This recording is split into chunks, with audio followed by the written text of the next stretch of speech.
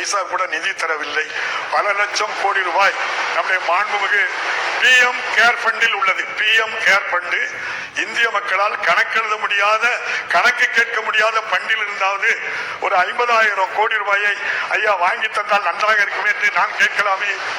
நீங்கள் சவார்கர் வழியில் வந்தவர்களுக்கும் கோட்சே வழியில் வந்தவர்களுக்கும் சற்றும் குறைந்தவர்கள் அல்ல. தமிழ்நாட்டு சட்டமன்றமும் சரி என்பதை கூறி மாண்புமிகு அவை முன்னோர் அவர்கள் தீர்மானத்தை நிறைவேற்றிட்டு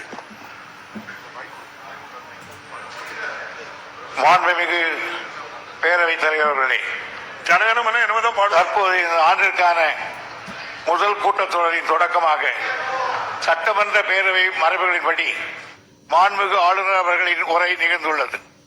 மாண்புமிகு ஆளுநர் அவர்கள் தனது உரையினை வாசித்த பின்னர் பேரவைத்